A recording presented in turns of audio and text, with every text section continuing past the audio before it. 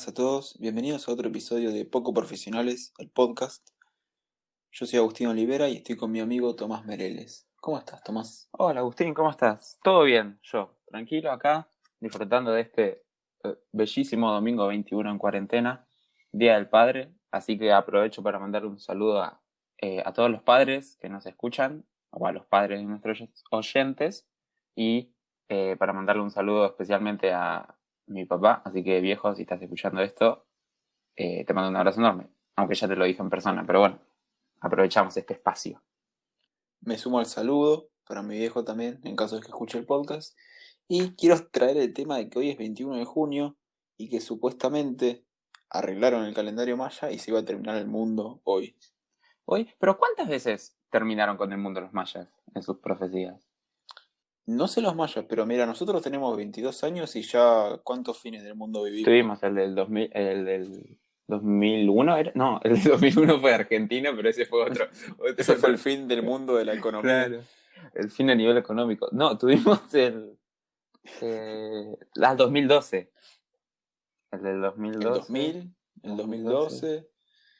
Después cada 3 meses sale un nuevo fin del mundo, Sí, ¿viste? el del 2000, yo había leído por ahí que en 1999 tipo, tenían dudas. O sea, como que tenían miedo que por no sé qué cosa del calendario de pasar de 1999 a los 2000 que las máquinas como que se formatearan o se revelaran. Era una cosa así, había leído por ahí. Y ahí estaba la Sí, gente. que lo llamaban el... ¿Cómo lo llamaban? Perdón, te No, no, no. interrumpí. Sí. No, la verdad sos un maleducado. ¿Qué ibas a decir? Muy buenas a todos, bienvenidos. Arrancaban de vuelta. No, ya está. Pero ibas a decir algo de lo que yo venía comentando. A eso del 2000 le dijeron el Y2K, sería la traducción en español, sería el año Claro, 2000, que bueno, fue retratado en Los Simpsons y todo. Ah, mirá, no tenía eso. Claro, el año 2000. Bueno, sí. Igual te digo que la verdad que si para este año eh, predecían un fin del mundo, te digo que sería habría sido la apuesta más acertada hasta ahora de todos los años. Porque con la cantidad de cosas que están pasando en el mundo. Es como el bingo más falopa que se vio. Sí, es que si hubieras apostado a lo que pasaba o le hubieras comentado a alguien va a pasar esto, esto y esto, no. Sería demasiado inverosímil.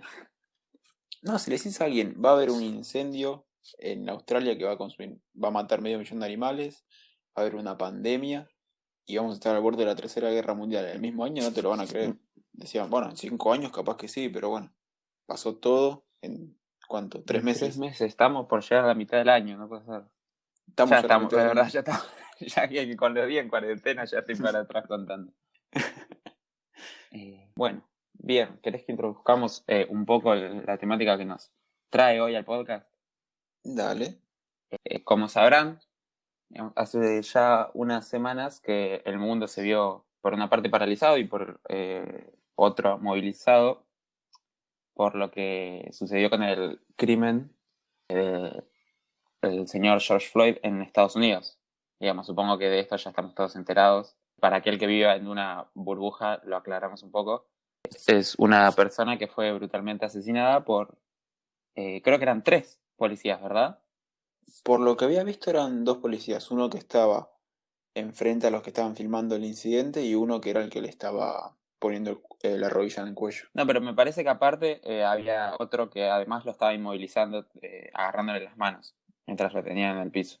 Bueno, la cuestión es que 3 policías cometieron un asesinato, que es lo que es, la muerte de una persona a mano de estos policías, y se armó en Estados Unidos y en el mundo en general una revuelta muy grande, con todo el sentido del mundo, al menos es mi opinión, respecto a la discriminación hacia las personas de color que sufren, sobre todo por lo que cuentan las personas que viven en Estados Unidos. Entonces nosotros como comunicadores o como las personas que generaron este espacio, digamos, no nos queríamos quedar sin conversar sobre esto porque creemos que es un tema bastante importante. Y no solamente lo que sucede en otro país, como lo puede ser Estados Unidos. Digamos, hoy vamos a tratar seguramente casos de violencia institucional propias de nuestro país. Digamos que no hay que irse demasiado lejos para para ver retratadas estas situaciones de violencia. Sí, tal cual. El racismo no está solamente institucionalizado en Estados Unidos, está tanto institucionalizado acá en América del Sur como en Europa, ya por años y años, se puede decir siglos de maltrato hacia la gente de color. Sí, claramente, no es una problemática de hoy, pero creemos que ya es tiempo de tratarla y de, si bien se la viene poniéndose, se viene poniendo esta temática sobre la mesa hace añares, hay algunas cosas que siguen sin cambiar y que deberían hacerlo. Así que bueno, nada, lo traemos a este espacio un poco para hablar, acontecimientos históricos en relación a esto, acontecimientos un poco más actuales de nuestro país. Y nada, vamos a... Obviamente este programa, digamos, siempre poco profesionales, intenta comunicar desde el sentido del humor, pero eh, les avisamos a los que se quieran quedar que este no va a ser un programa con demasiados tintes humorísticos. Bueno, el tema que yo quería traer a la mesa es el racismo institucionalizado, lo voy a repetir de nuevo, hace años. Porque el movimiento de Black Lives Matter no es, no es algo nuevo. Es algo que, si bien tomó este nombre ahora, formó parte de un movimiento que sigue hoy en día de lucha social por los derechos de la gente de color. Bueno, yo quería traer el caso de Emmett Till, que es un caso muy importante para visibilizar el sufrimiento de la gente de color ya en años anteriores. Este caso es de 1950. Este chico, Emmett Till, nació en 1941 y es un caso interesante y fuerte porque fue asesinado solo por su color de piel. A la edad de 14 años, en el verano del 55, su tío, Moses Wright, visitó a la familia de Emmett, que estaba establecida en Chicago, el lugar donde nació Emmett, para ir a contarles sus historias de la vida en el Mississippi. Estas historias despertaron curiosidad en Emmett, por lo que decidió acompañar a su tío de vuelta a Mississippi. El 21 de agosto de 1955, Emmett llega a Money, Mississippi, y quiero hacer un pequeño paréntesis, que es que Emmett había ido a una escuela segregada. Tommy, si querés decir que es segregación para los que no lo saben. Bien, digamos, la segregación tiene que ver con un movimiento que se denomina segregación racial, que fue muy popular en Estados Unidos, que es básicamente, en Estados Unidos y en todo el mundo, que es básicamente consiste en la separación de distintos grupos raciales, es decir, en la vida diaria separar por razas en los distintos ámbitos de la vida cotidiana, como lo puede ser restaurantes, cines, baños, colegios. Habrán seguramente escuchado hablar de que en otras épocas había restaurantes para blancos y para negros, había colegios para blancos y para negros, había casas, zonas urbanas para blancos y para negros. Entonces, la segregación tiene que ver con esto, con diferenciar bien los lugares a los que pueden acceder las personas de color y a los que pueden acceder las personas blancas, en base claramente a una estigmatización hacia las personas de color. Bueno, muchas gracias por aclararlo. Emmett asistía a una escuela segregada, pero el nivel de segregación que había en esa institución no era comparable al que se encontró cuando llegó al Mississippi. Por esta razón, su madre, Mami Till, le dijo que tenga un especial cuidado en ese lugar por su color de piel. El 24 de agosto del mismo año, Emmett estaba afuera de una tienda con sus primos y amigos hasta que entró a comprar unos dulces. Según la dueña del lugar, Caroline Bryant, Emmett la despidió diciendo "Bye baby". Después, Caroline dijo que Emmett quiso avanzar sobre ella lascivamente, la agarró y que cuando salió de la tienda hizo como un aullido de lobo demostrando la excitación que sentía. Claro, todo esto es lo que contó la supuesta víctima. Sí, su esposo, que era dueño de la tienda también, estaba en un viaje de negocios. Un par de días después de este incidente, volvió a Money Y en la mañana del 28 de agosto, Roy y su medio hermano, J.W. Milam, fueron a la casa del tío de Emmett, que fue el que lo llevó al Mississippi, y demandaron ver al muchacho. Cuando Emmett salió, lo forzaron a entrar al auto y se fueron del lugar. 3 días después, el cuerpo de Emmett fue encontrado en el río Tallahatchie. Y eso no solo se queda ahí, porque ya de por sí que se lo hayan llevado 2 personas blancas por una supuesta falta de respeto hacia una persona blanca es grave. Pero, ¿qué pasó?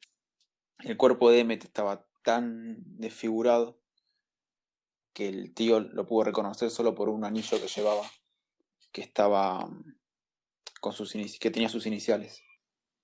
Acá hay una parte que quisiera detallar, que es cómo fueron las últimas horas o los últimos momentos de Emmett, que describen que Roy y su medio hermano lo hicieron cargar un motor para separar algodón de 35 kilos.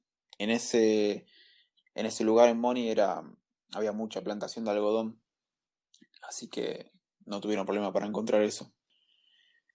Ya cerca del río lo obligaron a sacarse la ropa y lo golpearon hasta el punto de casi matarlo. Y hasta tal punto fue la golpiza que le sacaron un ojo. No conformes con esto, le dispararon en la cabeza y tiraron su cuerpo al río, atado al motor que llevaba con un alambre de púas. Cuando las autoridades descubrieron el cuerpo de Emmett, querían hacer un entierro rápido, pero su madre pidió que lo lleven a Chicago.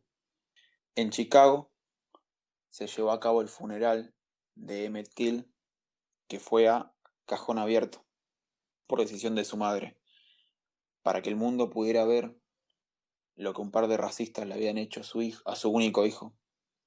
Esto generó mucha controversia y si buscas en Google Emmett Till, una de las primeras imágenes que sale es la de su madre al lado del cajón. Recomiendo discreción a la hora de buscar las imágenes porque son fuertes. El 23 de septiembre, un jurado, compuesto totalmente por personas blancas, deliberó menos de una hora antes de declarar a Bryant y a Milam inocentes. Milam. Claro, los asesinos de Emmett. Sí. Alegaron que el Estado no había podido comprobar la identidad del cuerpo. Vamos a hacer un salto de muchos años, porque en 2017 Caroline Bryant cambió su testimonio, diciendo que Till nunca la tocó, ni la amenazó, ni la hostigó, y dijo que nada de lo que pudo haber hecho ese chico puede justificar lo que le pasó. Este crimen fue un antes y después en la lucha por los derechos para la gente afroamericana. Y, por ejemplo, Rosa Parks dice que cuando se rehusó a levantarse del asiento del autobús que le reclamaban, pensaba en Emmett Till, porque quería hacer valer sus derechos como ciudadana norteamericana. Bueno, claramente acá podemos ver violencia, pero por todos lados. La violencia de la supuesta víctima al declarar mentiras sobre un niño. O sea, ni siquiera es. O sea, el nivel de cinismo que tienes que manejar para acusar a un niño de 14 años. Vemos violencia ahí, vemos violencia cuando los hermanos van a buscar al supuesto agresor. Vemos violencia en el juzgado cuando los verdaderos asesinos son declarados como inocentes, mientras que nada se hace por lo que sucedió con Emmett. Y nada, es cuanto menos trágico. No sé qué opinión tenés vos. O algo que quieras. Sí, aclarar un punto más, que es que en Mississippi no se podía juzgar a la misma persona por el mismo crimen 2 veces, por lo que una vez que se les declaró inocentes, ellos admitieron que habían matado a Emmett y ya la justicia, al no poder juzgarlos de nuevo, no podía hacer nada. Entonces, ¿qué tenemos ahí? Tenemos culpables regodeándose en lo que hicieron sin asimilar la culpa o sin tener el castigo que se merecían. Y un juzgado todo compuesto de personas blancas, hombres blancos, ¿no? Imagino, todos. Sí. No sé si todos hombres blancos, pero todas personas blancas. Bueno, a esta altura ya no queda nada más que indignarse, ¿no? Pero bueno, sirve como recorrido histórico para ver lo que ha pasado a lo largo de los años y qué es lo que está pasando en este momento. Digamos, el odio hacia una persona solo por su color de piel, porque no hay más justificativo que eso. Y ni siquiera es un justificativo, es una excusa. Sí. Tal cual como dijo Caroline, ya anciana, que dijo que nada de lo que pudo haber hecho Emmet puede justificar tal aberración hacia los derechos humanos y la vida de una persona. Sí, bueno, pero lo dijo un poco tarde, ¿no, Caroline? Y además, por más Sí, que, digamos, no solo está mal que lo hayan asesinado, digamos, la acusación de Caroline está completamente fuera de lugar, si está asumiendo que no hizo nada Emmet. Pero bueno, ya está, nos sirve para concientizar y para seguir aprendiendo.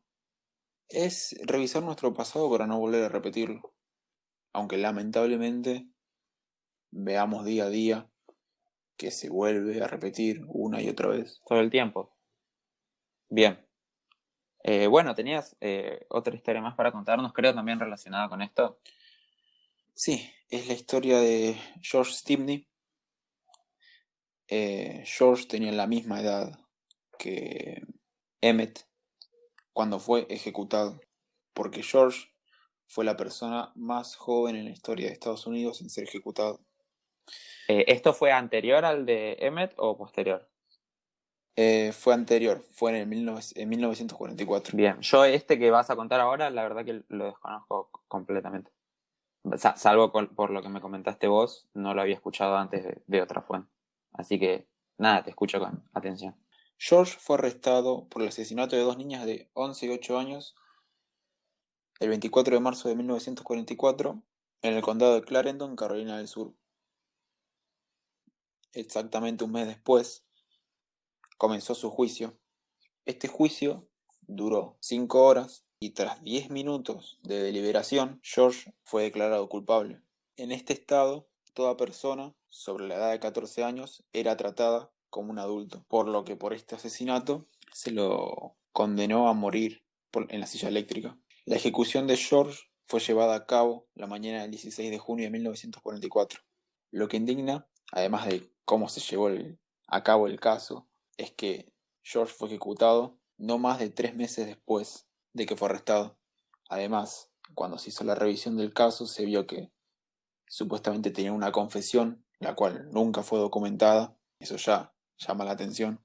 Y después se descubrió que el arma homicida, que era una viga de 20 kilos, no pudo haber sido utilizada por George por su corta edad y por la falta de desarrollo muscular que tenía Claro, para esa época. imposible que la manejaran. Sí. 70 años después de que fuera ejecutado, fue exonerado por no tener un proceso justo.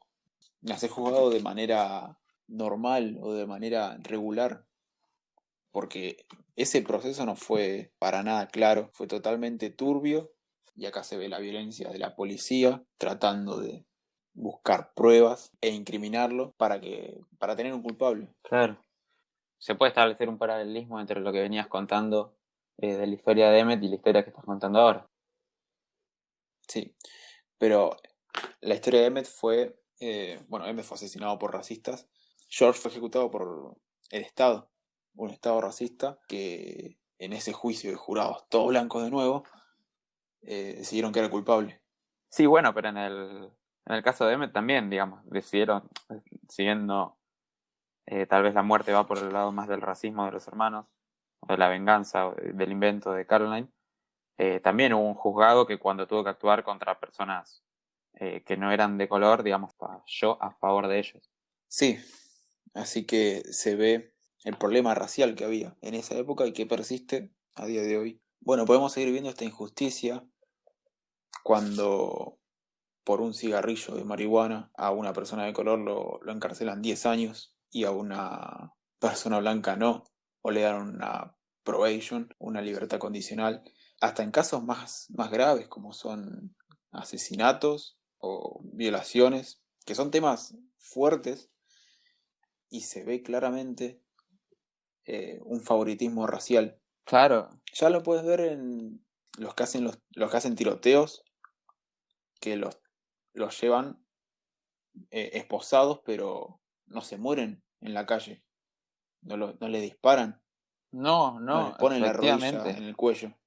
No, es que hay un tema de que ya está intrínseco en algunas partes de la sociedad este racismo. Estaba viendo un video que era bastante interesante a raíz de esto, de lo que sucedió en Estados Unidos, que explicaba un poco cómo funcionaba que dos niños o dos adolescentes de la misma edad podían tener distintas oportunidades solo por su color de piel.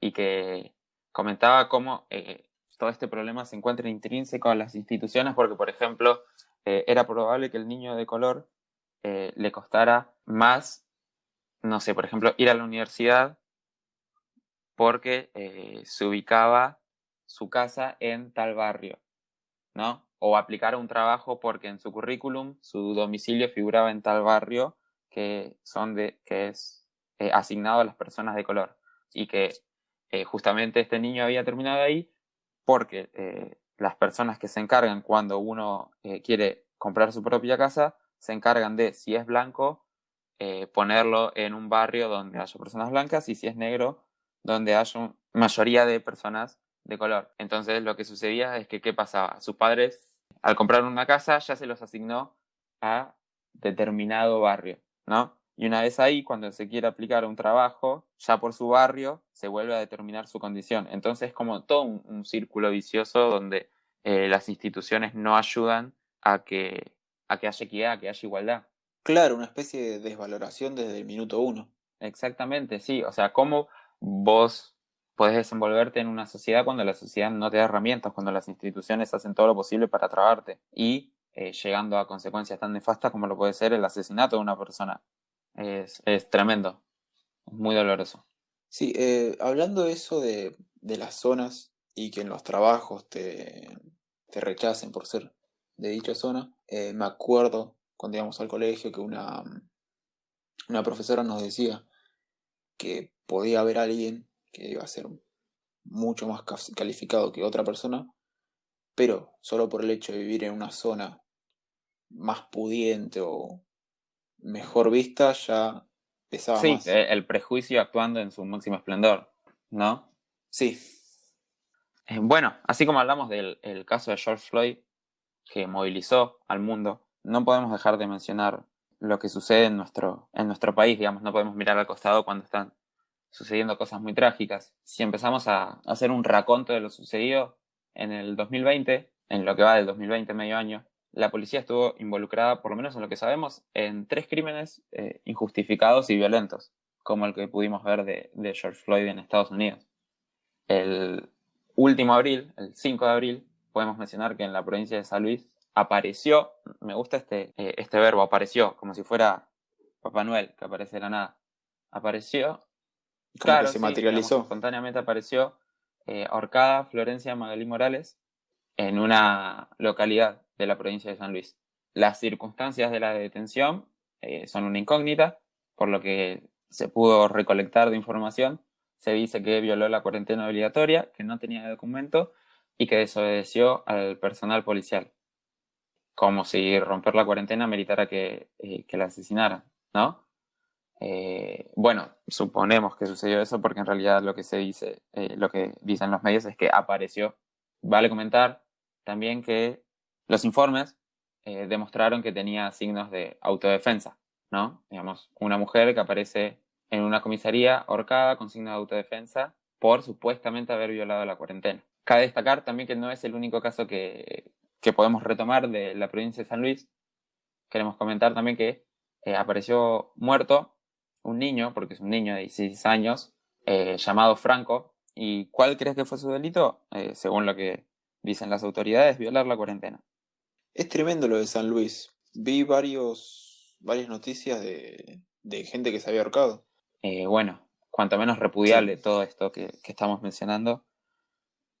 Y bueno, otro de los casos que apareció en los noticieros y que generó un gran impacto en la sociedad, por lo menos a nivel informativo, fue el caso del asesinato de Luis Espinosa, que también lo que se comenta es que me gustan siempre los condicionales, ¿viste? De los titulares, habría violado la cuarentena Sí, en Tucumán, cosa de que si eso no pasó, bueno, tienen la excusa de que dijimos habría, no dijimos que había violado. Habría violado la cuarentena en Tucumán, donde estaba supuestamente corriendo en carreras clandestinas, ¿no? sí, claramente siempre hablando con medias Sí, verdades, para quedar exento de cualquier responsabilidad que se les pueda venir sí, encima. sí, sí. Bueno, y nada, las pericias indicaron que Luis Espinosa fue asesinado, o sea, le dio muerte a partir de una bala que lo impactó, que las pericias indicaron que pertenecía a las armas de los policías que lo estaban persiguiendo. Salió, Claro, una bala 9 milímetros. sí, no especifica eso, dice que era, digamos, una bala de un arma reglamentaria de los policías.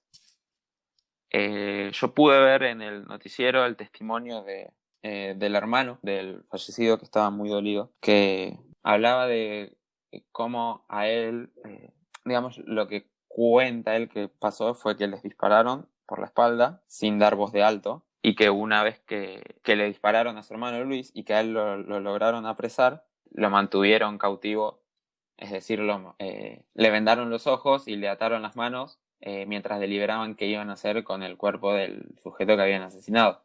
Así que nada, acá vemos cómo no hay que ir demasiado lejos para observar casos donde la violencia se hace presente a partir de personas que creen que, no sé, por tener un arma y por llamarse policías, pueden hacer lo que hacen. Bueno, sí, no es sorpresa encontrarse con casos de abusos de autoridad en la policía. Para nada están justificados, para nada. No, no, Pero son moneda corriente ya. sí. También quería destacar la noticia acerca de la comunidad Kwan. No sé si escuchaste que hubo un ataque policial. Sí, vi el video y es terrible. Sí. Nada, unos policías que entraron, no sabemos el justificativo, no se aclaró todavía por qué era que lo estaban haciendo, pero que atacaron a 4 jóvenes Kwan en el Chaco, y por lo que dicen las víctimas, las frases, y la leo textual, era: indios infectados, ustedes son unos mal acostumbrados. Comentaban las víctimas mientras dicen: nos gritaban mientras nos torturaban 5 policías saltando sobre nuestros pechos. Eso es lo que comenta. Otra de las frases que se puede rescatar es: ya les tiramos alcohol, ¿quién les prende fuego? Nada, terrible. No sé, no tengo ni siquiera palabras para definir el repudio que genera. No, repudiable, inhumano y viniendo de un organismo del Estado que supuestamente en su fundamento, o sea, su fundamento es proteger a los Es que civiles, ese es a la el población. problema. ¿Cómo haces cuando las personas que te tienen que proteger son las mismas que están perpetrando los ataques hacia vos? Cuando en Estados Unidos los policías te matan por ser negros, cuando acá los policías, obviamente no, cabe aclarar que no estamos generalizando, no es que estamos diciendo todos los policías hacen esto, pero estamos hablando específicamente justamente de los policías que lo hacen y de los casos que vemos. Obviamente debe haber centenares de policías que se dedican a hacer y a cumplir de oficio y a proteger a las personas. Pero ¿cómo haces cuando hay otra parte que no? Digamos que lo único que hace es ejercer y perpetrar una situación de poder sobre otras personas que son sus iguales, pero que ellos se creen superiores, vaya a saber uno por qué causa. Bueno, sí, el maltrato hacia los pueblos indígenas ya se da de hace años. El ejemplo más marcado es la conquista del desierto de Roca, Sí, bueno, ahí ya no. Sarmiento diciendo Sí, ahí civilización o ya nos barbarie. remontamos a... Estaba leyendo la otra vez también en relación a esto, y a que me diste el pie de que remontás un poco en el tiempo, a los dichos de Juan Bautista Alberdi, que fue uno de los autores de la Constitución argentina, ¿no? Que decía algo así como que las personas de pueblos originarios, ni siquiera con estudios, podrían llegar a ser lo que un europeo blanco podía conseguir.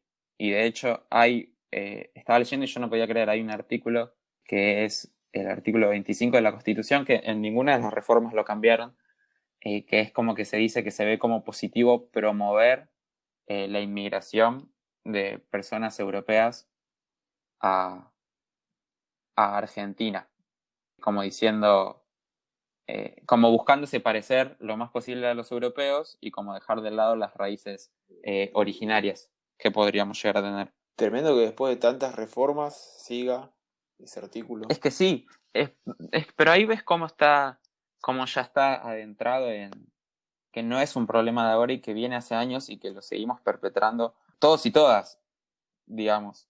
Nosotros que estamos haciendo este podcast, no es que estamos en una situación de superioridad moral o de querer venir a decir así hay que actuar. No, obviamente que no. Y hay que replantearse lo que ha pasado y hay que repensar las cosas que han pasado y las situaciones de violencia para que no se vuelvan a repetir. Y hay que hacerlo constantemente e intentar cambiar aquello que genera desigualdad o que genera violencia.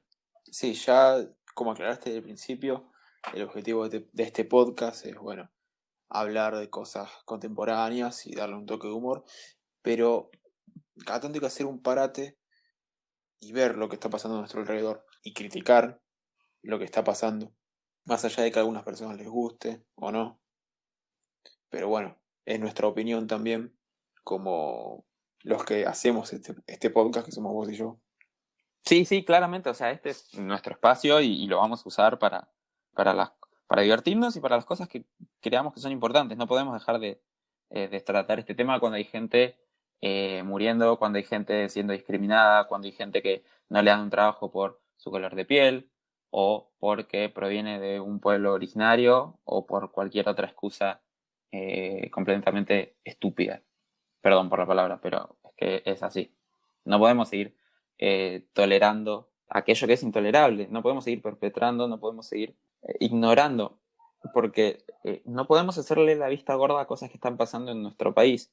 Nos indignamos con cosas que pasan afuera, que está bien que nos indignemos, porque así tiene que ser, porque tenemos que mirar para los costados, pero también tenemos que indignarnos por lo que está sucediendo acá, porque de la única manera que podamos generar un cambio es que todos actuemos y que todos nos replanteemos el lugar en el que estamos y que todos nos replanteemos si alguna vez tuvimos una actitud racista o de alguna índole similar y a insistir y a demandar que no vuelvan a suceder los atroces actos de violencia como lo pueden ser los asesinatos, las torturas y las violaciones, que bueno, eso ya claramente es la cúspide, digamos, ese es el punto final, ahí es donde desembarca todo. Sería el punto más bajo de la sociedad a donde hemos llegado, en el tema de imponer desde la violencia tu punto de vista y decir que vos sos superior a otra persona por tener ciertos rasgos, o haber nacido en cierto lugar, o haber sido criado en Sí, cierto sí, o barrio. sea, por tu localización geográfica o por haber tenido suerte en la vida y nacer en una familia un poco más acomodada económicamente o por tu lugar de procedencia, digamos, no pueden seguir existiendo esas diferencias. Eh, y, y claramente no hablamos solo del punto final, como decías vos, que puede llegar a ser el asesinato de una persona, sino también en el comportamiento del día a día, cuando vos escuchás que le dicen... eh, qué hacen estos negros cabeza o qué hacen estos negros de la matanza o estos villeros o todo ese tipo de comentarios completamente xenófobos que hay que erradicar y que uno no se puede quedar de brazos cruzados cuando escucha que alguien hace algo así o dice o realiza un comentario de este tipo. Digamos, es repensar desde lo más pequeño hasta para no llegar justamente a las consecuencias que veníamos nombrando hoy, para no ser repetitivo. Sí, es además repensar las costumbres que venimos perpetuando desde que somos chicos, porque no es que nacimos con estos términos. Obviamente, con el pasar del tiempo hay un millón de cosas que han ido cambiando y que tenemos que replantearnos y que tenemos que entender que tenemos que conformar una sociedad justa, poder replantearnos el lugar en el que estamos y poder pensar. La otra vez veía en las redes un video de un grupo de personas senegaleses que trabajan, mejor dicho, de manteros en la calle Avellaneda en Flores y cómo se quejaban de los malos tratos que sufrían también por parte de la policía, que los obligaba a pagar para no detenerlos y que a veces cuando querían alquilar una casa tenían que llamar a una persona que no sea de color o que no sea extranjera porque si llamaban ellos no los atendían o no les daban la casa solo por eso. Claro, como que no califica ni siquiera como Claro, garantes. es que es completamente indignante, es completamente repudiable y no nos podemos quedar de brazos cruzados. Esa es la realidad. Bueno, este episodio fue un poco más diferente, fue una bajada de tono. Es el sexto. Y bueno, venimos hablando de cosas de interés general y cosas que nos interesan, pero este también es un tema que nos Obviamente, interesa. sí, y es nuestro espacio y lo usamos para comunicarlo, lo que pensamos y de la manera que nos sale. Muchas veces nos podremos equivocar o no, pero no podíamos dejar de mencionarlo. Bueno, eso habría sido todo. Muchas gracias por habernos escuchado. Recuerden que nos pueden encontrar en Spotify, YouTube e Instagram como Poco Profesionales y que nuestras redes personales se encuentran en la biografía de Instagram y en la descripción de YouTube. Esperamos que lo hayan disfrutado. Nos vemos la próxima. Adiós.